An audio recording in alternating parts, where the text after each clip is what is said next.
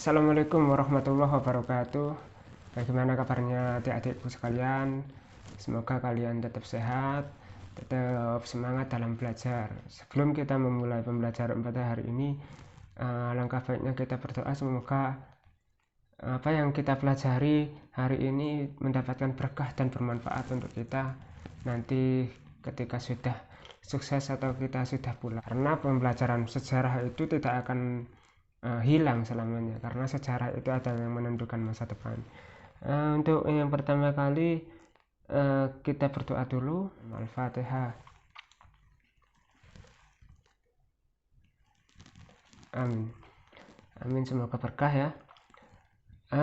Sebelum kita memasuki materi ya, saya ingin menanyakan kembali tentang materi yang sudah lama mungkin belum dibaca, mungkin tidak dibuka ya. Materi yang semester kemarin itu adalah materi tentang perkembangan manusia purba. Apakah masih ingat semuanya manusia purba itu bagaimana? Kalau masih ingat ya silahkan dijelaskan. Ya, ya itu ya lebih bagus lah. Yang lainnya kalau nggak ada yang bisa menjawab, mohon dibaca kembali tentang materi-materi yang sudah dipelajari. Saya lupa, saya absen dulu ya. Apakah ada yang nggak masuk hari ini? Ya.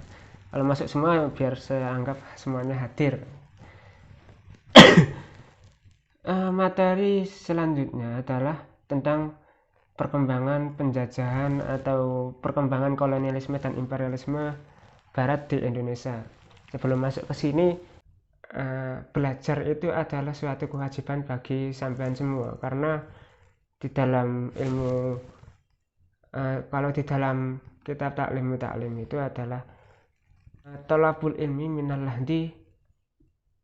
mahdi ilal lahdi. Jadi kewajiban sampean untuk belajar itu adalah dari sejak lahir, yaitu dengan dimulai sampean itu belajar makan, belajar minum, belajar berjalan sampai nanti sampean itu meninggal, itu adalah suatu kewajiban bagi sampean untuk menuntut ilmu. Jadi jangan pernah putus asa dalam mencari ilmu. Ilmu itu bisa dicari dimanapun, tidak harus di sekolahan. Kita masuk saja ke pemateri atau ke materi kali ini. Adalah materi pertemuan pertama ini membahas tentang kolonialisme dan imperialisme. Teman bisa lihat ya, di sini ada anggap saja ini proyektor. Di sini ada PowerPoint yang sudah saya buat. Di sini menjelaskan tentang kolonialisme dan imperialisme, latar belakang Eropa, bangsa-bangsa Eropa ke dunia timur.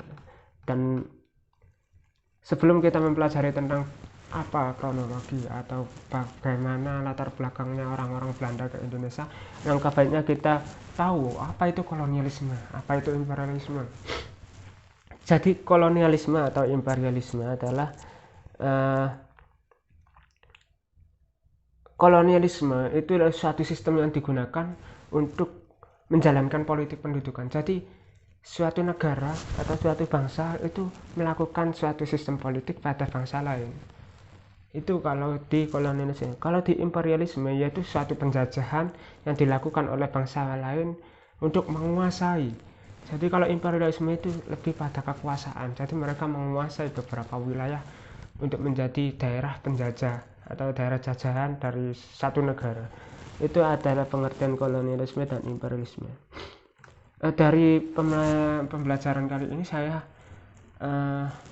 inginnya sampean itu bisa menjelaskan tentang latar belakang orang-orang bangsa Eropa ke Indonesia, atau menjelaskan bagaimana kronologinya orang-orang bangsa Eropa ke Indonesia. Itu yang saya harapkan dari sampean, itu sampean bisa menjelaskan tentang hal-hal yang seperti itu.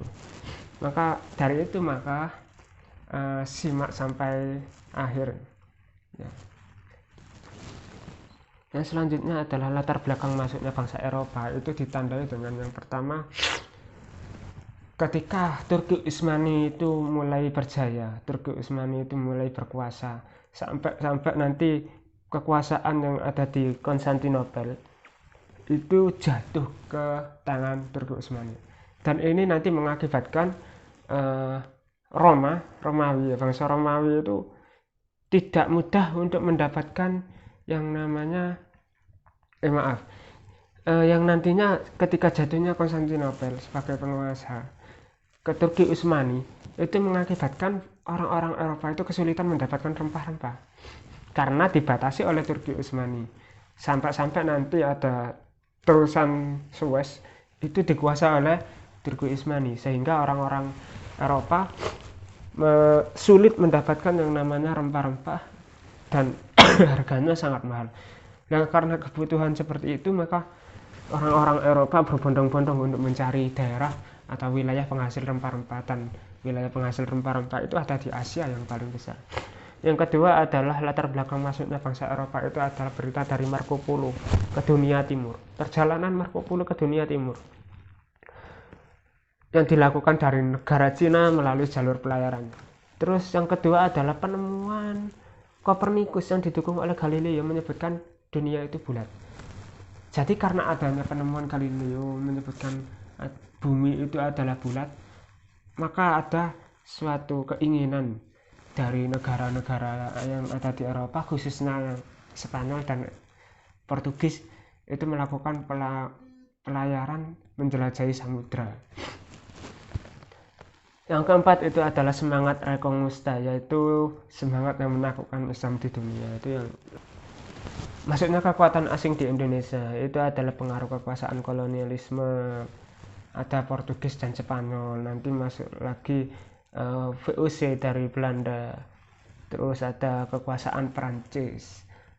Kenapa kok Prancis di sini? Karena Prancis itu pernah nantinya adalah menaklukkan daerah Belanda atas nama Belanda, tetapi yang berkuasa itu adalah Prancis. Selain Prancis itu ada kolonialisme Inggris. Inggris ini nanti dilakukan oleh Stanford Raffles. Pernah dengar ya Raffles ya? Selanjutnya adalah pengaruh masuknya bangsa Spanyol dulu ya. Ini Portugis ini.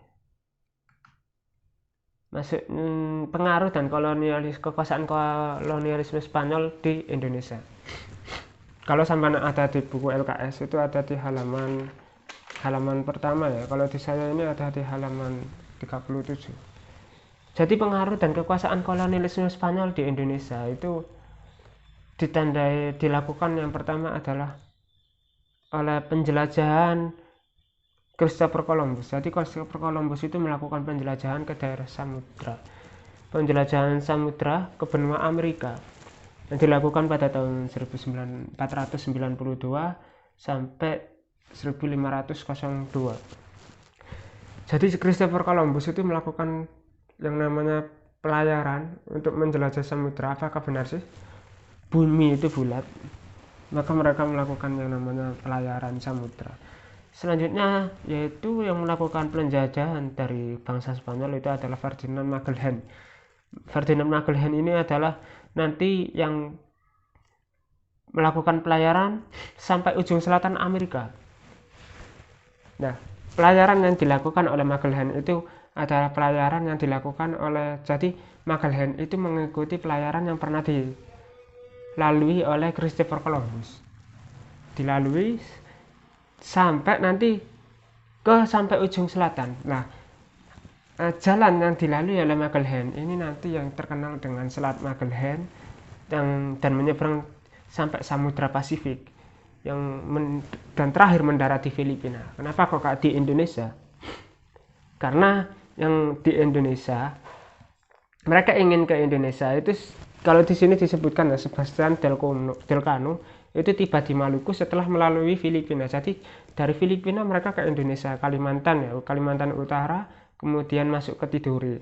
Nah, karena Portugis itu sudah berkuasa di Indonesia, maka Portugis itu melakukan perjanjian Zaragoza yang membuat orang-orang Spanyol itu keluar dari Indonesia dan ke Filipina lagi untuk melakukan penjelajahan di Filipina. Kita lanjut ke Portugis. Masuknya orang-orang Portugis di Indonesia.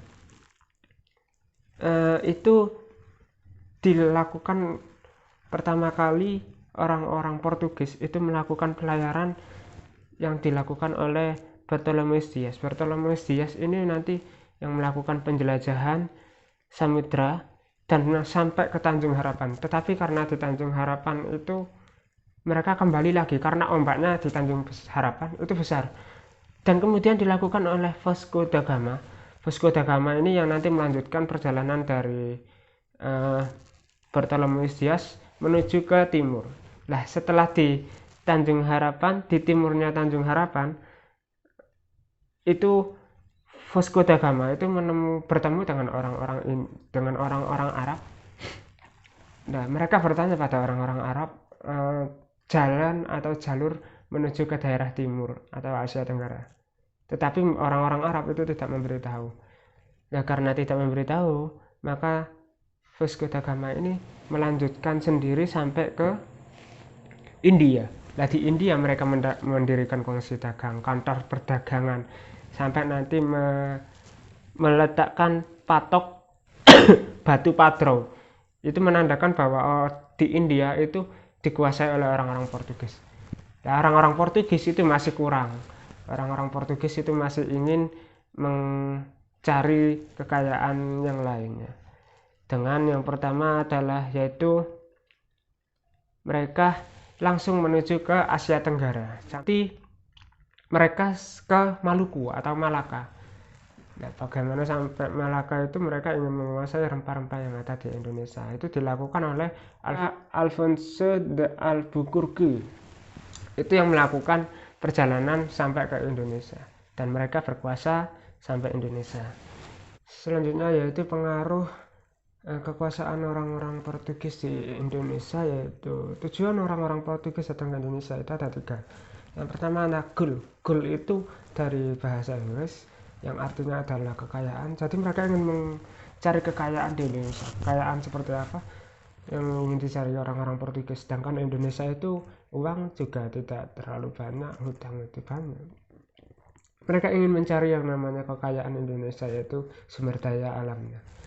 Indonesia itu kaya dengan sumber daya alam. Makanya mereka datang ke Indonesia ingin mengerok atau ingin menggerus sumber daya alam yang ada di Indonesia. Yaitu yang pertama rempah-rempah, karena rempah-rempah itu sangat dibutuhkan oleh orang-orang Eropa, sehingga mereka bisa memanen di sini, membeli dengan harga yang murah dan menjual dengan harga yang mahal di Eropa. Itu yang menjadikan sumber kekayaan orang-orang Eropa. Selanjutnya adalah gospel. Gospel itu adalah penyebaran agama. Jadi orang-orang Belanda, orang-orang Portugis, orang-orang Prancis, orang-orang Spanyol itu ketika ada kesempatan menyebarkan agama, mereka ingin menyebarkan agama. Agama apa yang disebarkan?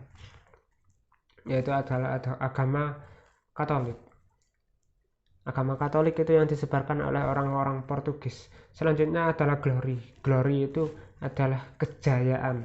Jadi orang-orang Portugis itu ingin yang mencari yang namanya kejayaan, ingin mengharumkan nama besar negaranya. Jadi negaranya biar harum.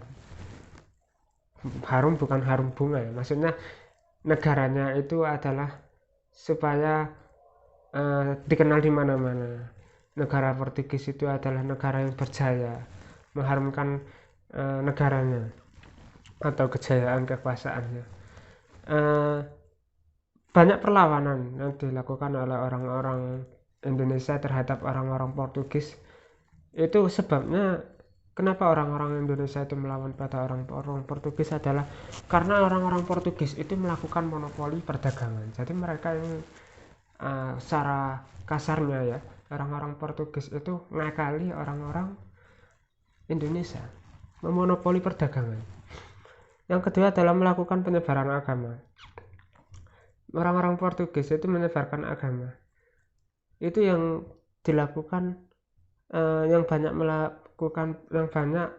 mendapatkan perlawanan dari orang-orang Indonesia, yaitu sikap Portugis yang tidak bersahabat. Jadi orang Indonesia itu kan terkenal dengan orang-orang yang ramah, orang-orang sopan, santun. Sedangkan orang-orang Portugis datang ke Indonesia dengan cara yang kasar, menyebarkan agama dengan cara yang kasar. Nah itu yang mendapatkan perlawanan dari orang Indonesia, sehingga Portugis itu banyak mendapatkan perlawanan dari orang-orang Indonesia. Itu saja materi hari ini ya, semoga apa yang saya utarakan atau yang saya jelaskan sampai bisa memahami, karena saya ingin sampai itu bisa memahami latar belakangnya orang-orang Eropa datang ke Indonesia, kronologinya itu gimana sampai orang-orang datang ke Indonesia. Ini masih banyak materi sebenarnya, karena hari pertama ini adalah cuman membahas tentang latar belakang. Selain latar belakang juga kronologi datangnya negara Spanyol sama negara Portugis. Untuk pertemuan selanjutnya yaitu negara Prancis sama Belanda, VOC ya, VOC sama Prancis. Prancis ini nanti yang dinahkodai oleh Napoleon Bonaparte yang berkuasa di Prancis untuk dan memberikan jabatan sebagai kaisar Belanda, karena Belanda itu dikuasai oleh orang-orang Prancis, dan adiknya Napoleon yaitu Louis Napoleon Bonaparte itu yang berkuasa di Belanda dan menguasai Indonesia secara otomatis Prancis. Itu saja materi hari ini. Saya ingin memberikan tugas bagi kalian bahwa membaca itu sangat penting. Jadi sejarah itu harus membaca. Tugas kalian adalah nanti sampean membentuk kelompok. Membentuklah kelompok.